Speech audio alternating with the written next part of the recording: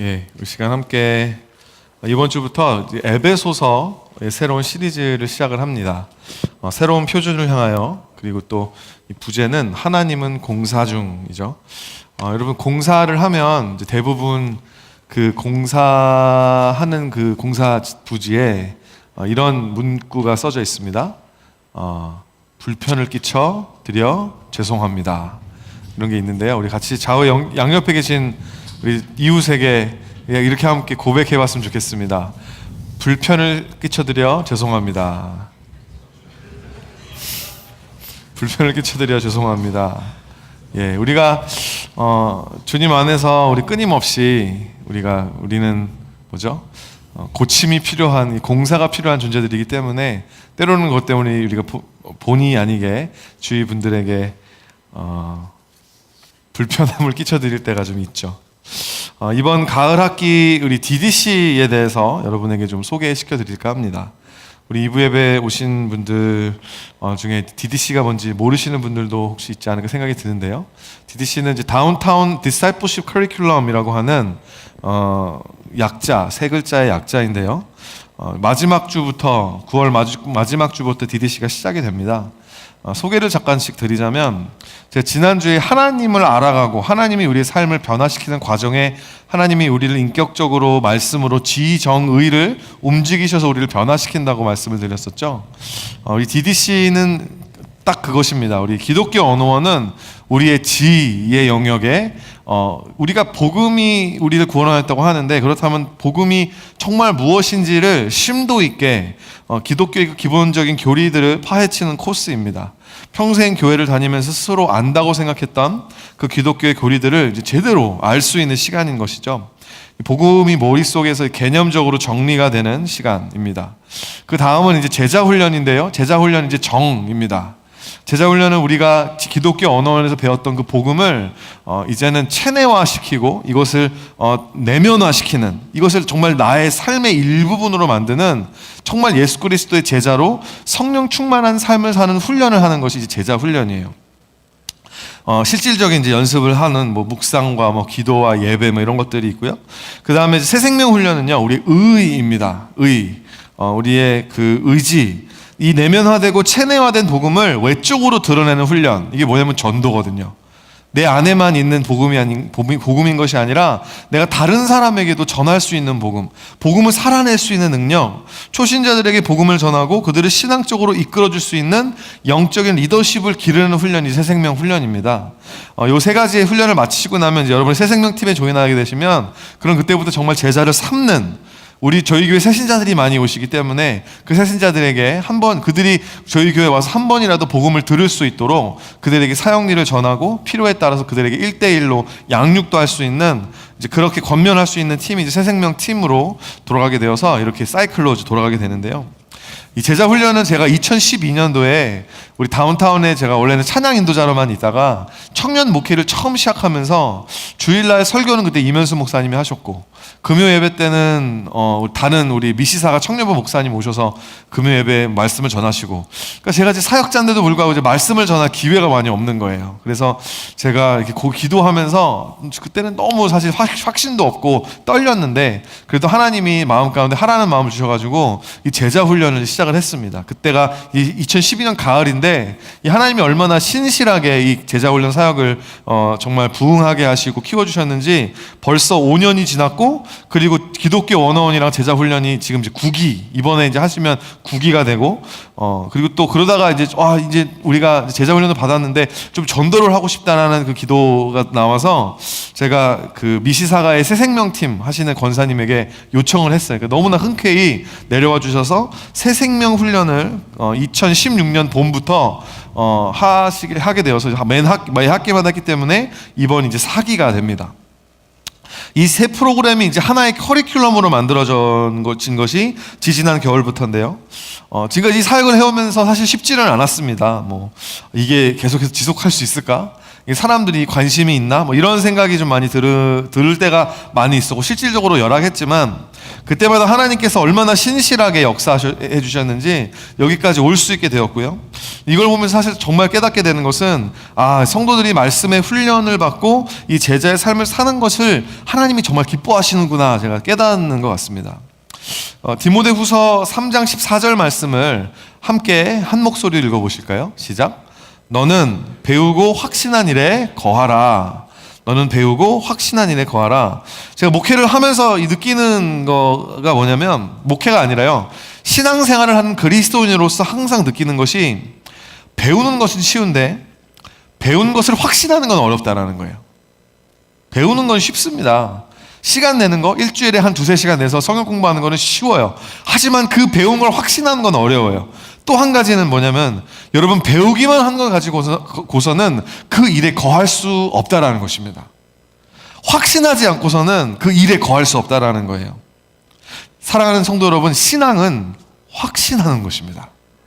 확신하는 거. 내가 배운 것에 대해서 자신감을 가지는 거. 그게 신앙이에요. confident한 거. 여러분, confidence라는 이 영어 단어가 있잖아요. confidence 단어가 막 자신감 이런 뜻인데, you have 어떤 남자애가 confidence가 많다 이러면 여자애들이랑 말도 잘하고 이런 이야기지 않습니까? 근데 이 confidence라는 말 자체만 보면 이 라틴어로 con과 fide라고 이 두 단어의 합성어입니다. con은 with, fide는 faith. confidence라는 말은요, 믿음이 있다라는 말이에요. 믿음을 가지고 무엇을 한다라는 것입니다. 지금까지 DDC를 통해서 복음을 배우고 제자의 삶을 배우고 전도의 방법과 구령의 열정에 대해서 배우고, 지난 1년 동안 2부 예배 들으시면서 그렇게 말씀을 그래도 이제 10번은 적어도 넘게 들으셨잖아요. 그렇게 말씀을 배우신 여러분들, 여러분이 배운 것에 대해서 확신하고 계십니까? 여러분이 배운 것에 확신하고 그리고 그 안에 거하고 계시냐는 것이죠. 한국 개신교 복음주의 4인방이라고 하는 분이 계신데요, 그 중에 한 분이신 그 남서울 은혜교회의 홍정길 원로 목사님께서 뉴스엔조이라는 기독교 언론사에 하셨던 인터뷰 내용이 있거든요. 제가 내용이 좋아서 가지고 왔는데요. 같이 함께 보시겠습니다. 개혁주의라는 말은 성립이 안 되는 단어예요. 개혁은 실제지 무슨 주의가 돼. 개혁이라는 단어가 일종의 무브먼트여야 된다고. 계속해서 활력이 있어야 되는데 그 동력을 잃어버린 것 같아요. 계속 루터 켈빈 연구 말씀 연구가 실제라고 착각한 거야. 아니라고. 좋은 생각한다고 좋은 사람 아니라고.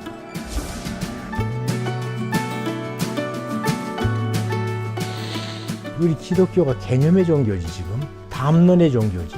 한국교회 사랑이라는 단어는 우리에게는 참 부끄러운 언어라고. 우리가 무슨 진정한 사랑이냐고. 말은 실체가 없으면 소리야. 말씀하면서 말씀의 실체가 어디가 있어? 하나님의 말씀이 하나님의 사람으로 온전케 만들 뿐 아니라 그 행한 일도 온전케 하려 함이니라. 실제 순종이 있어야 되지. 그래서 성경 공부 많이 이거저것 하는 것보다 자기를 쳐서 복종함이 없이는 이 공부에서 저 공부로 계속 끝날 거예요. 한국 교회가 부요하면서 실제 삶은 없고 성경 공부로 다 도망갔어요. 엄청 몰려들기 시작했다고. 그러니까 관리하려니까 관리법을 우리가 배울 수 있는 것은 그거밖에 없어요. 미국의 대교회들, 우리가 언제 그렇게 큰 교회를 가져봤나.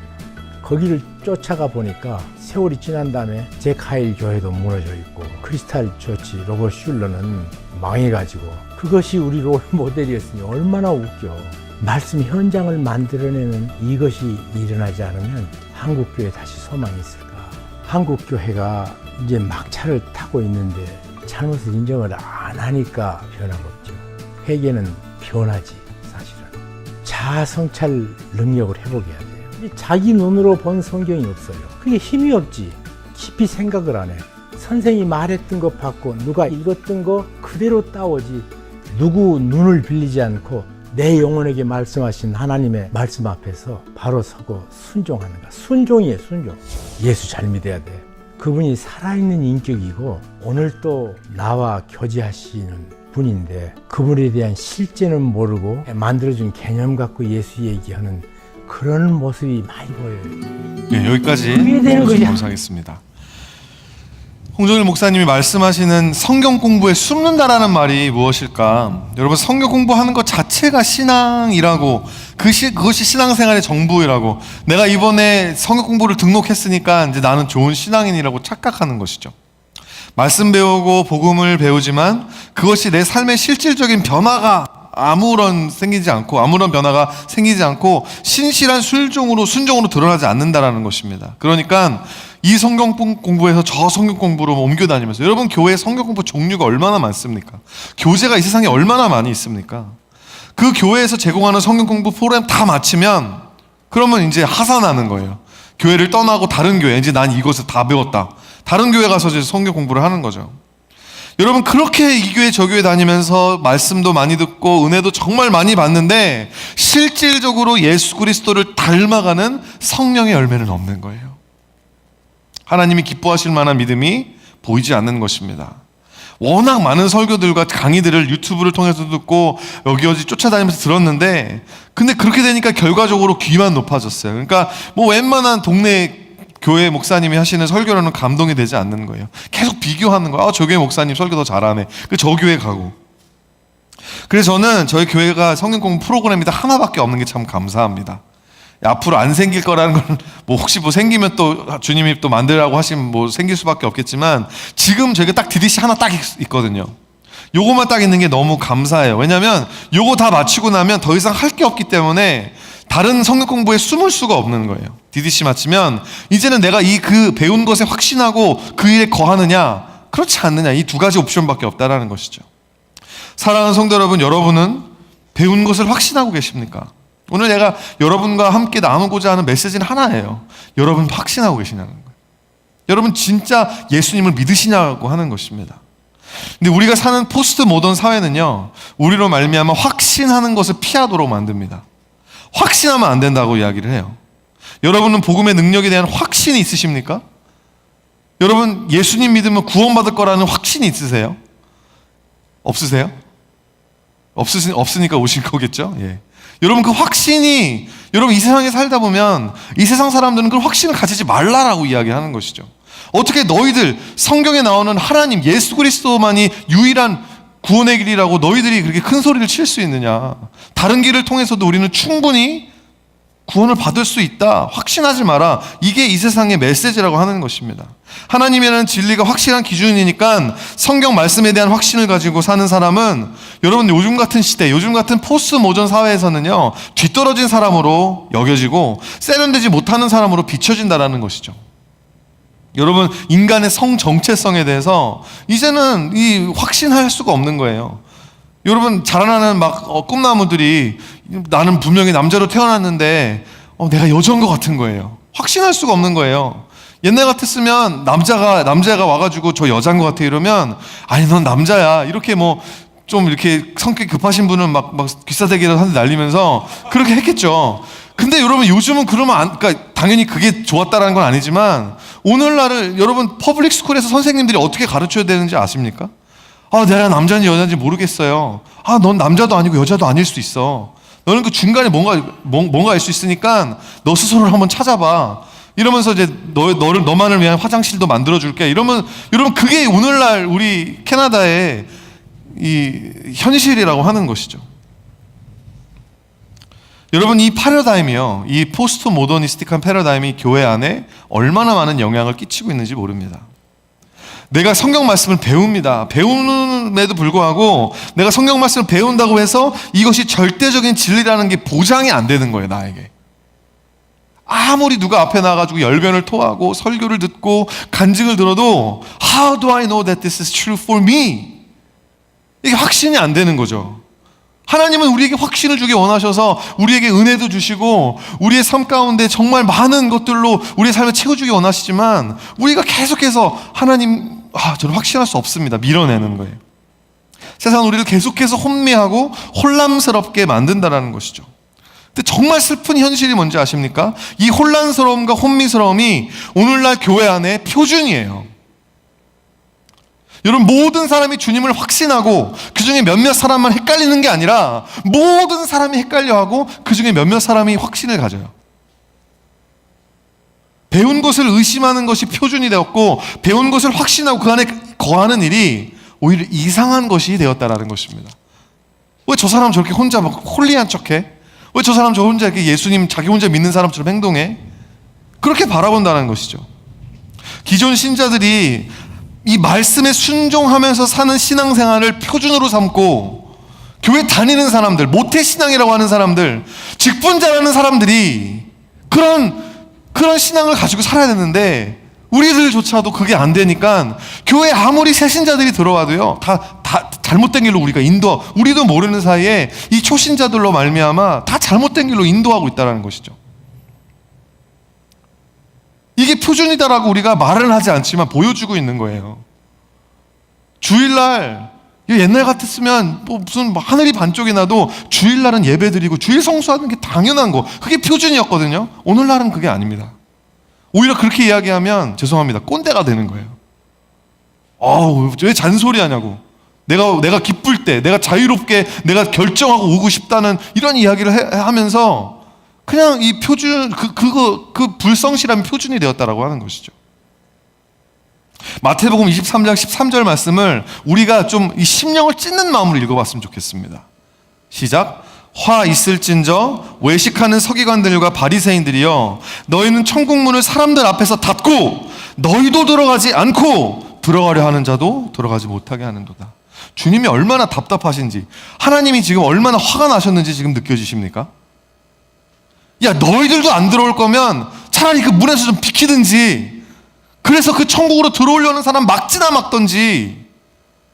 여러분, 오늘날 교회가 이 일을 하고 있는 거예요. 잘못된 표준을 가지고 이것이 표준인 것처럼, 이것이 원래 성도의 삶이 이래야 되는 것처럼 새신자들에게 보여주고 있는 거예요. 이게 얼마나 슬픈 현실입니까? 우리 이찬수 목사님 근래 쓰신 아이덴티티라고 하는 책에서 이런 표현이 있습니다. 지금 이 세상은 혼미하다. 무엇이 옳고 그른지 이 땅에서 일어나고 있는 것이 다 혼란스럽다. 믿는 자로서 이런 혼미한 상황에서 어떻게 판단하고 행동해야 할지 갈팡질팡하는 현실이다. 믿는 우리가 현실 속에서 이렇게 혼란스러워하는 것은 그만큼 그동안 세상의 잘못된 가치관과 정체성에 노출되어 있다는 가슴 아픈 증거이기도 하다. 우리가 세상의 이 물결에, 세상의 이 가치관과 정체성에 지금 너무 노출되어 있었다고 하는 것입니다. 그래서 이번 에베소서를 묵상하면서 우리가 하기 원하는 것은 뭐냐? 새로운 표준을 제시하는 것입니다. 이건 새로운 표준이 아닙니다. 이 그리스도인이라면 반드시 가지고 있어야 할 표준인데 우리가 잃어버렸던 표준이죠. 그 새로운 표준을 향하여서 우리가 이제 다시 한번 순종의 발걸음을 한 걸음씩 한 걸음씩 내딛기 원한다는 거예요. 그것이 새 포도주와 새 부대의 삶을 사는 길이라고 하는 것입니다. 여러분, 더 이상 성경 공부 뒤에 숨지 않기 위해서, 하나님을 정말 기쁘시게 하는 순종과 믿음의 성도의 삶을 살기 위해 여러분 다시 한번 새로운 표준을 향하여 달려가는 순종의 몸부림을 함께 칠 수 있는 저와 여러분 되시기를 예수님의 이름으로 축원드립니다. 우리 함께 선포해봤으면 좋겠습니다. 누구든지, 시작. 누구든지 그리스도 안에 있으면 새로운 피조물이 됩니다. 아멘. 확신하십니까? 그리스도 안에만 있으면 새로운 피조물이 된다라고 주님이 말씀하셔요. 이 하나님의 말씀 때문에 우리가 진짜 그리스도 안에 있다면 우리는 새로운 피조물이 될 수밖에 없습니다. 고린도후서 5장 17절 말씀. 그런즉 누구든지 그리스도 안에 있으면 새로운 피조물이라, 이전 것은 지나갔으니 보라 새 것이 되었도다. 여러분, 이 말씀을 우리가 믿으면 우리에게 여러분 새로운 정체성이 부여되는 것입니다. 나는 새로운 피조물이라는 거예요. 왜냐하면 내가 주님 안에 있기 때문에. 여러분, 정체성은 DNA 같습니다. DNA와도 같아서 제가 U of T의 라이프 사이언스 5년 동안 공부했는데 그때 몇 가지가 기억이 안 나지만 기억나는 거 몇 가지 중에 하나가 뭐냐면, DNA가 이게 시퀀스가 잘못되면 변이가 일어나고, 그 변이가 일어나면 잘못된 프로틴이 만들어져서 우리 몸에 이상이 생긴다라는 거예요. 우리 모집했던 무슨 그 생물체계에 이상이 생긴다라는 거예요. 오늘날 우리 교회 안에 이런 안 좋은, 이렇게 하나님이 기뻐하시지 아니하시는 이런 표준들이 만들어진 이유가 뭐냐는 것이죠. 이 DNA가 시퀀싱이 지금 다 이렇게 뒤죽박죽이 되어 있는 거예요.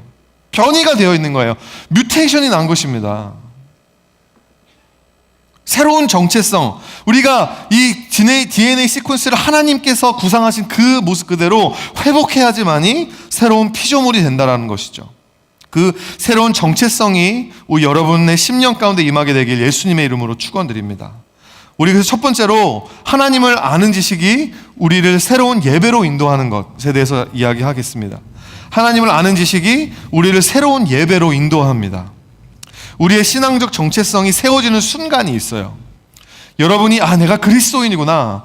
여러분 이걸 딱 깨달아지는 순간이 언제냐면, 여러분 교회 다닌다고, 여러분 교회를 5년을 다니고 10년을 다니고 20년을 다녀도 여러분 이게 없는 사람들이 실제로 있습니다. 주님을 한 번도 인격적으로 만난 것 같은데 이러면서 아리송하면, 여러분 그거는 사실 여러분 인격적인 만남은 너무 분명한 거거든요. 확신할 수밖에 없는 거거든요. 하나님이 살아계시구나 깨달아지는 순간 여러분 삶 가운데 있으셨어요? 하나님이 정말로 나를 사랑하시는구나, 이거 그냥 하는 말이 아니구나, 정말 하나님이 나에게 이런 복들을 허락하셨구나, 이게 깨달아지면서 감사와 찬송이 막 터지는 순간, 여러분 이 감사 찬송이 터지면서 많은 경우에 그 콧물과 눈물도 같이 터집니다. 그러면서 그렇게 울면서 정말 하나님 안에서 막 새롭게 되는 거예요. 여러분 사도 바울의 오늘 본문을 살펴보면, 사도 바울이야말로 그 하나님을 아는 지식 가운데에서 새로운 찬양으로 지금 터져 나오는, 폭죽처럼 화산처럼 뿡 하고 그냥 뿜어져 나오는 찬양으로 이 에베소서를 시작하고 있는 것을 보게 돼요. 에베소서 1장 3절 한번 보실까요? 함께 읽습니다. 시작. 찬송하리로다 하나님 곧 우리 주 예수 그리스도의 아버지께서 그리스도 안에서 하늘에 속한 모든 신령한 복을 우리에게 주시되. 자, 한국말로는 안 보이지만 언어와 영어 버전에 보면요, bless라는 단어가 3번이 나와요. bless. 하나님이 우리에게 주신 선물이 신령한 복. 그래서 spiritual blessing이라고 나오고, 하나님이 그 복을 우리에게 주시는다라는 그 verb 자체가, 그러니까 동사 자체가요, blessed us입니다. 하나님 우리에게 주셨다라는 거죠. 그리고 그 하나님의 신령한 복을 받고 하나님을 찬양하고 하나님 앞에 나아가서 막 그 폭발적인 찬양을 드릴 때 사도 바울이 찬송하리로다라고 하는데, 영어로 보면 blessed be God 라고 나오는 거예요. 여러분 에베소서 1장 3절부터 이 사도 바울의 찬양하는 이 찬양의 고백이요, 몇 절까지 이어지는지 아십니까? 3절, 4절, 5절 다 지나서 오늘 본문이 끝나는 14절까지 이어져요. 3절부터 4절까지가 원 센텐스입니다. 원어로 보면요, 이게 한마디예요. 한마디. 그러니까 이게 번역이 되면서 영어나 한국말로는 그게 번역이 불가능해. 이게 헬라어니까 가능한 건데 번역이 불가능해서 우리가 봤을 때는 여러 가지 문장인 것 같지만, 사도 바울은 지금 막 원 브레스에 한마디에 지금 정말 쉴 새 없이 막 따발총과 같은 찬양을 지금 와다다다다다 할 일이 없는 신학생이 이 숫자를 세봤어요. 그러니까 3절부터 14절까지 그리고 원어로 202단어가 나옵니다. 여러분 한 번에 202단어로 하나님 찬양하실 수 있으세요? 근데 여러분 이 엄청나게 기나긴 문장, 여러분이 오늘 본문 읽으시면서 어떤 감동이 있으셨는지 모르겠어요. 근데 여러분 사도 바울은요 지금 막 주체할 수 없는, 하나님을 예배해야만 하는 여러분 그런 마음 가운데 있는데, 왜냐? 사도 바울이 하나님을 만났거든요. 사도 바울의 정체성이 되는 하나님이시거든요. 사도 바울이 그 모진 고통과 환난 속에서도 확신함으로 따를 수밖에 없고, 사랑할 수밖에 없고, 신뢰할 수밖에 없고, 목숨 바치기까지 충성할 수밖에 없었던 그 하나님을 막 설명하려고 하는데, 여러분 너무 좋아서 설명이 안 될 때 있지 않으세요? 그냥 너무 좋아. 이 설명이라는 말이 너무 불충분합니다. 제가 몇 가지만, 그러니까 여기 보면 성부 하나님과 이 삼위일체 하나님의 이 한 위격씩 이렇게 나오는데, 성부 하나님 3절부터 6절까지 복 주셨고 택하셨고 거룩하고 흠이 없게 하시며 예정하심, 자녀 삼으심, 거저 주심, 찬양하게 하심. 사도 바울이 그냥 이런 거 쓰자 그냥 공간 채우려고 한 게 아니라 이런 것들 다 경험한 거예요. 이거 경험함을 통해서 하나님을 알아간 거예요. 성자 하나님 7절부터 10절까지 보면 피로 말미암아 속량하심, 죄를 사해 주심, 지혜와 총명을 넘치게 하심, 비밀을 알리심, 통일하심. 사도 바울이 그냥 하나님이 내 죄 사해 주셨대. 근데 난 아직 죄책감 가지고 살고 있어. 이게 아니라 진짜 하나님의 죄 사하심 때문에 자유함을 맛본 거예요. 성령 하나님, 인치심과 보증이 되심. 성령이 우리 안에 디파셋으로 오셨기 때문에 우리가 성령님이 보증이 되면 성령님 내 안에 계시다라는 것은 내가 하나님께 예정을 받았고 내가 하나님의 자녀고 예수님이 다시 오실 그날에 주님이 나를 부활의 몸으로 다시 일으키실 것이라고 하는 것에 대한 확신, 성령님이 주신 인치심과 보증이거든요. 이걸 맛본 거예요, 여러분. 여러분은 이 사도 바울의 고백을 통해 무엇을 어떤 느낌이 드세요? 그냥 그런가 보다. 하나님의 선하심을 맛보아 알지어다. 다윗이 우리에게 이야기하잖아요. 좀 맛보라고. 근데 우리는 항상 주님에 대해서 이야기할 때 그냥 맛있다더라, 그냥 은혜스럽다더라, 누구의 간증에 따르면 어떤 목사님이 이렇게 말씀하시던데, no!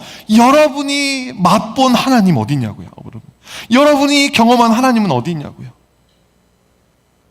그 하나님을 아는 지식이 쌓여가면요, 예배가 깊어질 수밖에 없는 거예요.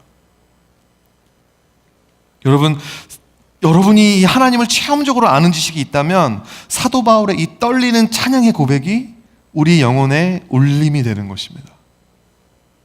제가 지난주에 광고 드린 대로 그저께 밤 이곳에서 우리 금요 예배, 우리 9월달은 좀 쉬다가 이렇게 8월 내내 쉬다가 9월달 두 번째 주에 저희가 이제 시작을 하게 되었는데, True Worshipers 팀, 우리 미국에서 공연하는 그런 팀이 와서 집회를 인도해 주셨거든요.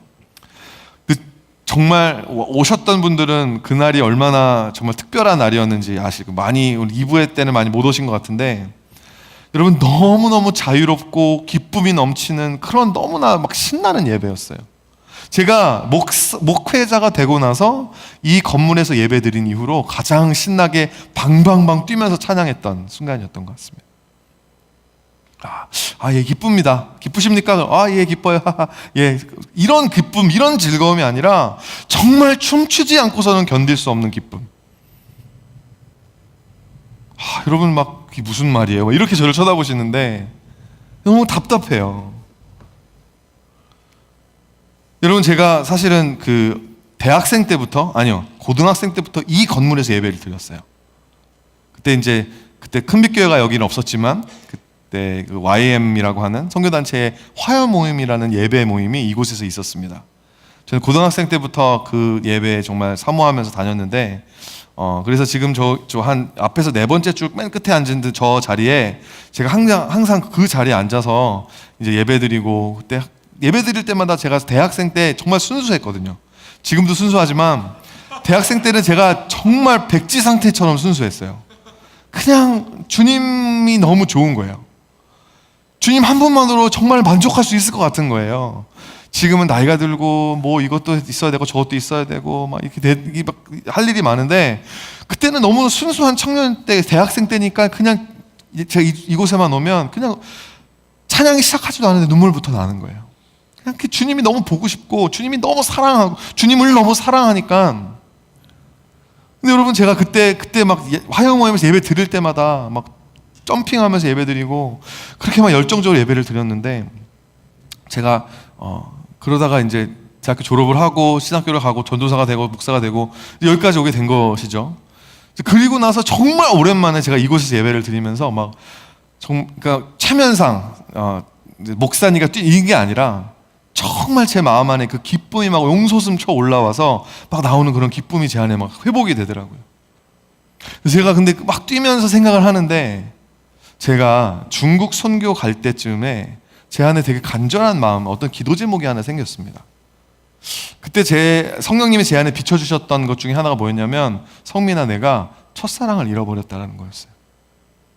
근데 그 첫사랑, 주님 한 분만으로 만족했던 그때 그 대학생 때 그 순수했던 첫사랑을 내가 잊어버렸다라고 말씀하시면서 저한테 주셨던 말씀이 요한계시록 2장 5절 말씀. 첫사랑에서 회복하지 않으면 촛대가 옮긴다라는 말씀 기억하실 거예요. 중국 전화 같이 가셨던 분은 그 구절이 제 약속의 말씀이었거든요.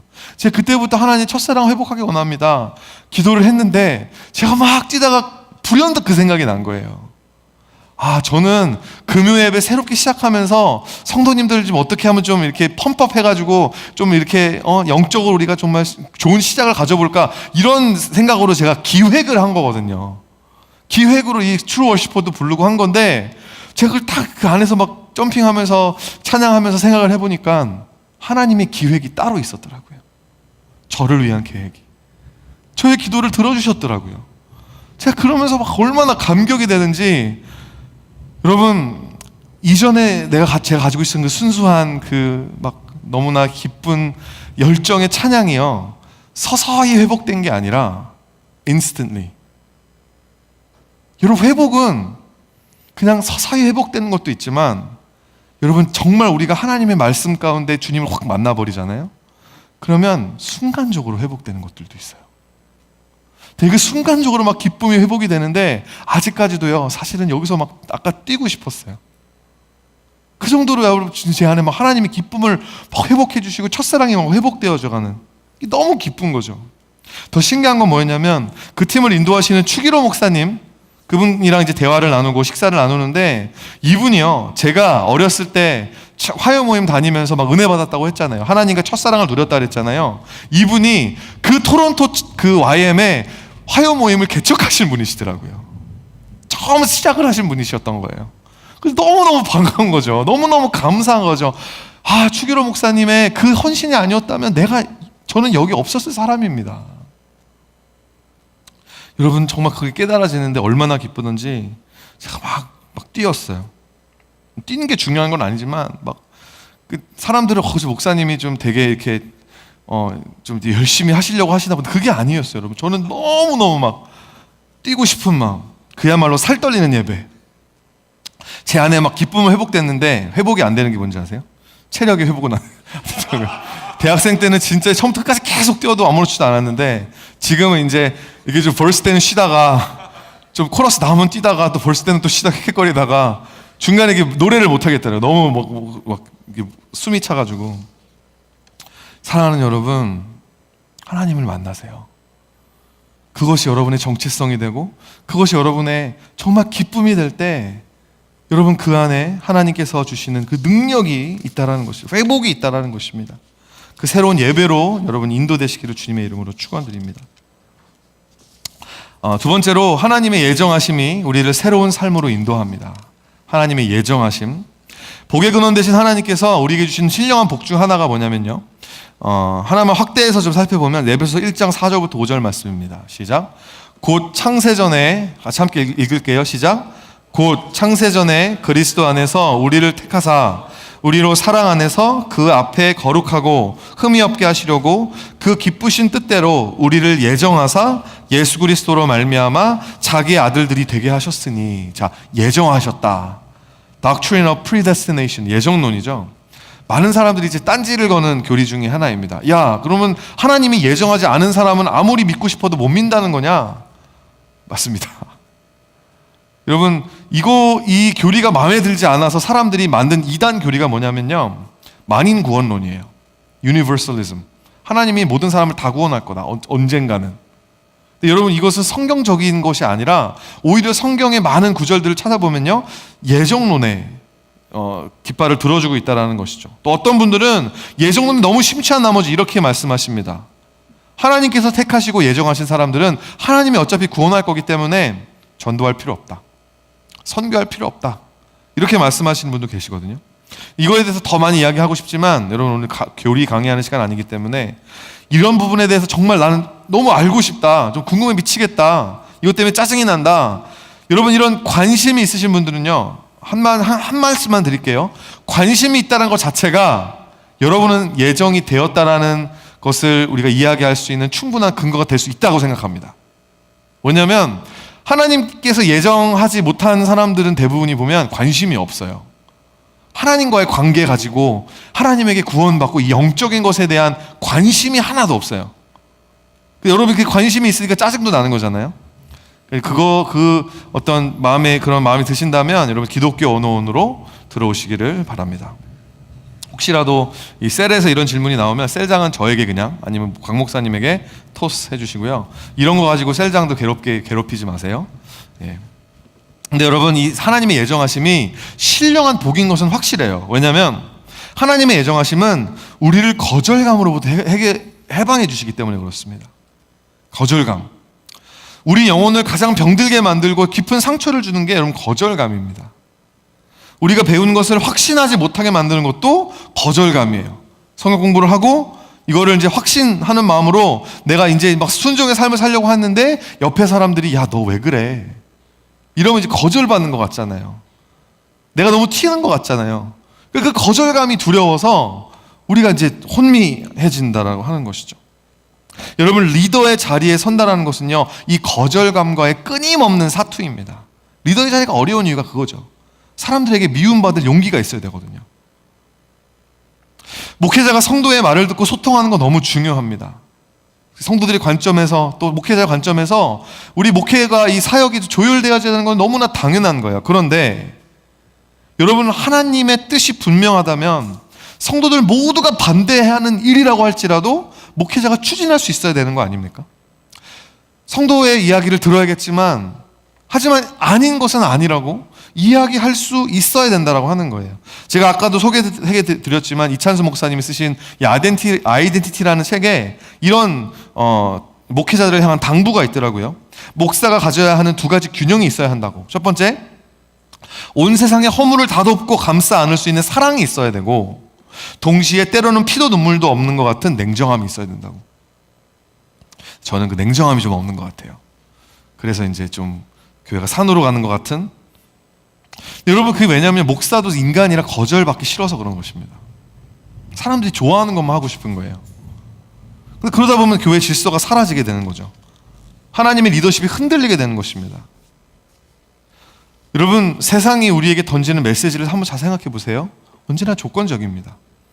이 정도 생겨면 좋아해주고, 이 정도 몸매가 돼야 인정을 받고, 이 정도 성적이 돼야 어떤 학교에 들어가고, 이 정도 스펙이 있어야 어떤 회사에 취직이 되는 거, 이렇게 말할 것도 없는 거예요. 이거는 너무 당연한 거. 여러분, 교회 생활도 사실은 마찬가지입니다.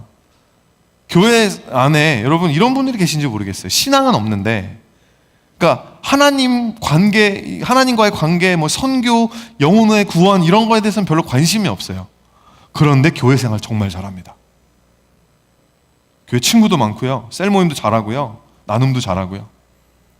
그러니까 신앙생활은 관심이 없는데 사회생활을 잘하는 거죠.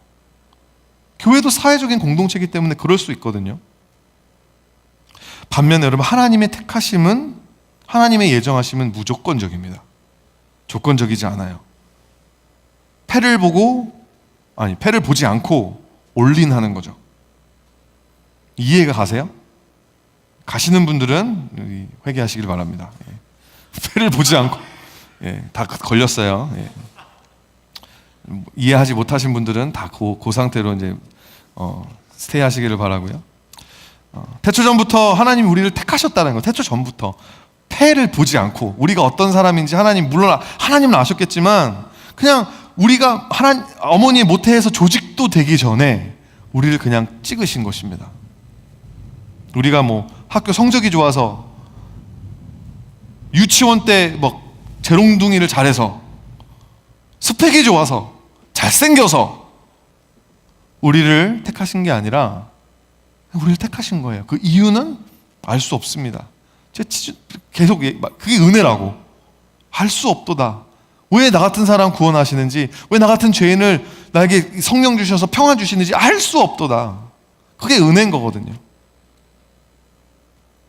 세상에서는 이 사람의 어떠함을 그래 성적이라도 좀 보고, 스펙이라도 보고 이 사람의 가치를 결정하지만, 하나님은 여러분이 그런 태초 전에, 태어나기도 전에 이미 여러분은 내가 내 아들을 주고서도 살려내야만 하는 가치가 있는 존재라고 정하신 거예요.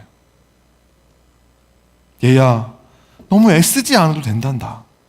나는 그냥 네가 좋은 거고, 나는 너의 존재 자체로 그냥 좋은 것이다. 심지어 네가 나를 거절한다고 해도 나는 너를 거절하지 않을 것이다. 내가 나로부터 도망을 간다고 해도 나는 끝까지 너를 쫓아갈 것이고, 너에게 구해야 할 것이고, 끝내는 너의 사랑을 쟁취할 것이다. 이게 예정론이라는 거예요. 여러분, 하나님은 전능하시잖아요. 우리도 어떤 이제 형제들이 막 아름다운 자매를 보면 내가 너의 사랑을 쟁취할 거야. 의지는 많은데 좀 이렇게 안 되는 경우가 많잖아요. 근데 하나님은 그렇지 않습니다.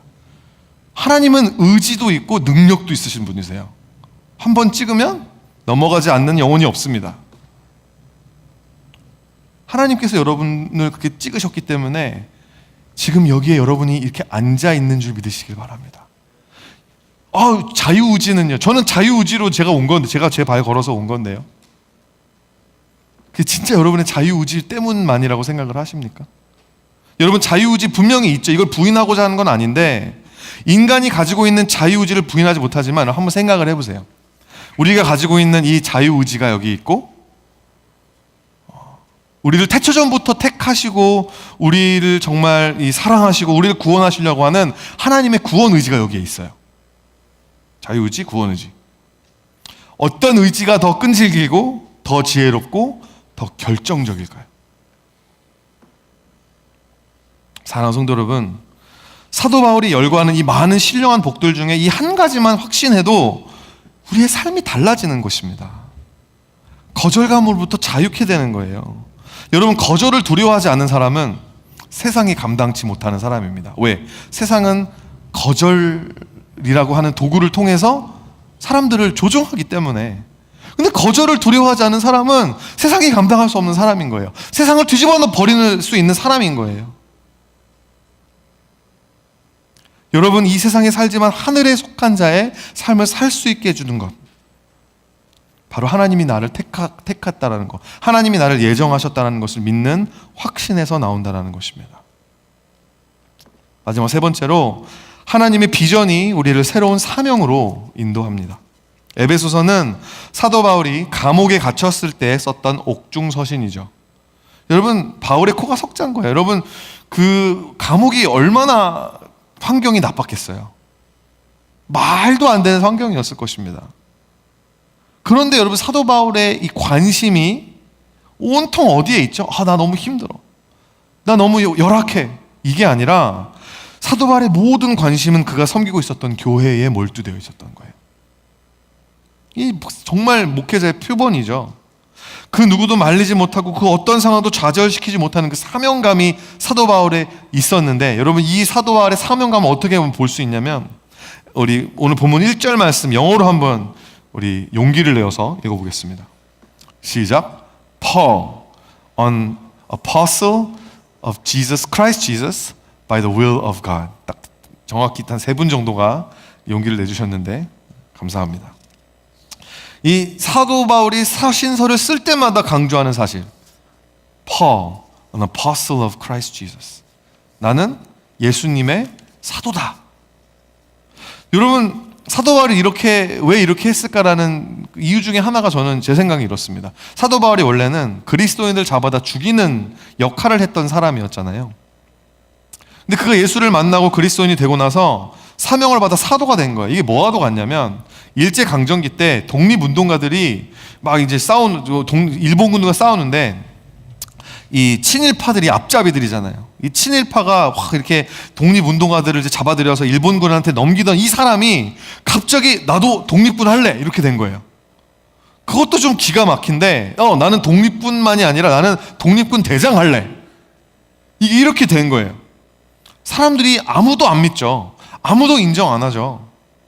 사도 바울 보면, 야, 우리 할아버지 너가 죽였잖아, 우리 삼촌 너 때문에 옥에 끌려갔잖아, 이런 사람들이 한둘이었겠습니까? 사람들이 인정을 해줄 리가 없잖아요. 근데 바울 스스로도 그랬습니다. 바울은요, 말이 어눌한 사람이었어요. 서신서를 읽어보면, 이 사람 생각은 그래도 좀 멋있네 라고 하지만, 이 사람이 막 앞에서 설교를 하면 뭐야, 막 이거는 뭐 가설 중에 하나이긴 하지만 그 사단의 가시가 간질병이었대잖아요. 설교를 하다 말고 막 입에 거품 물고 제가 여기서 누워있다고 생각해 보세요. 이제 그럼 예배가 끝나고 여러분 집에 가서 구글로 다른 교회 검색하실 거 아니에요. 여기는 단일 교회가 아니다, 다른 교회 가셔야 되잖아요. 서신서를 읽으면요, 좀 그게 납득이 되면서 실제로 바울을 보면 그게 아니라는 거죠. 그러니까 고린도 교회 사람들은요, 대놓고 사도 바울의 사도직에 대해서 문제를 제기합니다. 네가 어떻게 사도냐? 그럼 제가 아는 어떤 목사님께서 미국 LA의 어떤 교회에 담임 목사로 부임하셨어요. 근데 이 교회가요, 돈 문제로 엄청나게 시끄럽고 어려웠던 교회였습니다. 아무리 유능한 목사님이 가서 목회를 해도 장로님들이 꼬투리를 잡아가지고 쫓아버리는 막 이런 교회였어요. 얼마나 막 칼날이 막 왔다 갔다 하는 그런 교회였는데, 이분이 가가지고 부임을 하고 처음 주일 설교를 하셨습니다. 그러면 이제 성도님들이 나가시는 길에 이제 저희도 이렇게 인사하잖아요. 악수하는데, 한 분이 이제 악수를 딱 하면서 저 목사님 설교에 여기까지 말씀하셨는데, 이 목사님은 아직 은혜 받으셨다는 말씀하시는 거구나. 그래서 이제 마음의 준비를 해서 저도 은혜 받았습니다, 감사합니다, 이렇게 반응하려고 했는데, 이 성도님이 저 목사님 설교에 너무 시험 받았습니다. 저 너무 정신적 충격을 많이 받았습니다. 제가 100만 불짜리 소송을 걸 테니까 그렇게 알고 계십시오. 그런 사람이 실제로 있어요. 목사님이 설교를 했는데 그게 psychological damage 왔다고 해가지고 이렇게 고소해서 그런 분들이 계시더라고요. 이게 지나가면 저 같으면 막 이게 뭐지? 저 같았으면 그날로 저는 금식기도 들어갑니다. 주님이 저를 이 교회 보내신 것은 제가 생각엔 주님의 실수입니다. 이거는 제가 제 금식기도로 나아갈 정도로 저는 이 교회에서 내려놓겠습니다. 그만두겠습니다. 겟세마네 기도도 안 갈 것 같아요. 주님이 이 잔 너가 마셔라 할까봐 막 저는 다시스 타고 다른 데로 도망갈 것 같아요. 다시스 가는 배 타고 그 요나처럼. 근데 이 목사님이 그런 핍박을 받으시면서 7년 동안 그 교회에서 담임 목회로 사역을 하셨어요. 7년 동안. 근데 그 7년 동안에 그 교회 분쟁을 잘 수습하시고 문제들을 다 무마시키고, 그리고 이제 지금은 다른 교회에서 이제 또 부임하셔서 사역을 하시는데, 여러분 이런 생각이 나더라고요. 하나님을 아는 지식이 우리의 정체성을 새롭게 할 때 우리에게는 새로운 자신감이 생긴다는 것입니다. 여러분 자신감이 있으세요?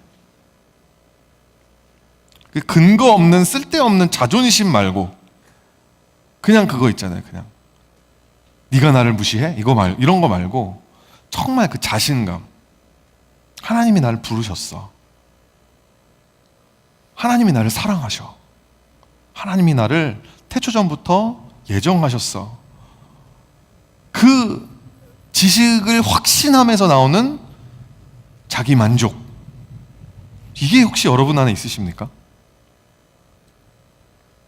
사도 바울이 사람들에게 오해를 받고 비난을 받고 그런 고초를 당하면서도, 여러분 옥중에서도 꿋꿋하게 나는 힘들지만 나는 교회를 위해서 이렇게 편지를 쓰고, 나는 그 편지 쓸 때마다 나는 사도다, 나는 너희들의 영적인 리더다 라고 그가 선포할 수 있었던 이유가 뭐였겠습니까? Paul, an apostle of Christ Jesus by the will of God.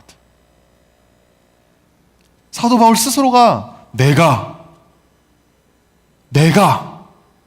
사도니까 너희들이 인정해야 돼, 이게 아니에요. By the will of God. 하나님의 뜻이라는 것입니다. 그걸 확신한 거예요. 그러니까 자신감이 생기는 거죠. 왜냐면 하나님이 날 부르셨거든요. 너희들이 날 싫어해도 두려워할 게 없다. 너희들이 날 거절해도 나는 무서울 게 없다. 나는 하나님만 두려워하고 하나님만 무서워한다. By the will of God. 사랑하는 성도 여러분, 그런 자신감을 좀 가지고 하나님께서 허락하신 소명을 감당하시는 저와 여러분 되시기를 주님의 이름으로 축원드립니다. 여러분 공부하시면서 힘들잖아요. 근데 자신감을 가지세요. 나는 영어 못해. 나는 에세이 못 써. 나는 암기력이 부족해. 여러분들 진짜 공부하시는 게 하나님의 뜻이라는 것, 그러니까 그 확신이 없으니까. 근데 그 확신이 있으면 기도할 수 있는 것이고, 정말 믿음으로 우리가 정말 담대하게 살 수 있다는 거예요. 여러분 직장 생활 하는 거 힘드시잖아요. 여러분 바스가 여러분 막 너무 힘들게 하고 막 계속 어렵게 하는데, 여러분 바스는 사람이에요. 하지만 여러분을 그 자리에 세우신 분은 하나님이십니다. 자신감이 있어야죠. 자신감 있게 실수도 할 수 있는 거고, 또 자신감 있게 내 실수를 인정하면서 실수를 통해 내가 또 배우는 거고, 그러면서 우리가 성장해 나가는 거거든요. 자신감을 좀 가지시길 바랍니다. 여러분 자신감 있게 영어도 좀 하세요. 아까 막 세 분 했는데 자신감 있게. 여러분 캐나다에서 여러분보다 한국말 못하는 사람이 수두룩합니다. 여러분이 영어 잘하는 것만큼 한국말 잘하는 캐네디언은 진짜 하나도 없거든요. You are advantageous. 여러분이 더 좋은 거예요. 여러분은 그래도 ABC, 하이파이 이 정도 그 정도 할 줄 알잖아요. 자신 있게. 우리가 다 연약하고 모자라죠. 하지만 연약함이 있는 만큼 여러분에게는 강함이 있고 모자란 만큼 채워주시는 하나님의 은혜가 있는 줄 믿으시길 바랍니다. 우리가 가진 자신감은 우리가 완벽한 사람들이기 때문에 나오는 교만함이 아니라 약한 자를 들어쓰심으로 강한 자들을 부끄럽게 하시려는 하나님에 대한 믿음, 그분의 뜻에 순종하는 겸손함이라는 것을 언제나 기억하시기를 바랍니다. 말씀을 마칩니다. 찬양팀 나와주시고요. 반주 시작해 주시고, 사랑하는 성도 여러분, 여러분 안에는 하나님의 존재에 대한 그 하나님의 성품에 대한 확신이 있으십니까? 하나님은 여러분의 목에 칼이 들어와도 난 하나님 부인할 수 없어. 그 정도로 하나님은 나에게 reality, 실제가 되셔. 여러분 그런 고백이 있으십니까? 그럼 성경 공부 많이 했다고, 교회 오래 다녔다고, 성경 지식이 많다고, 교리 줄줄 외운다고 그게 되는 게 아니잖아요. 배우고 확신한 일에 거할 때, 조그만 일에 우리가 믿음으로 순종할 때, 그만큼 우리의 삶의 주권이 인정되는 거고 하나님의 다스리심이 우리의 삶에 드러나게 되는 것입니다. 그렇게 새로운 정체성으로 새로운 표준을 향하여 순종의 발걸음을 오늘부터 한 걸음씩 한 걸음씩 뗄 수 있는 저 여러분이 될 수 있기를 주님의 이름으로 축원드립니다.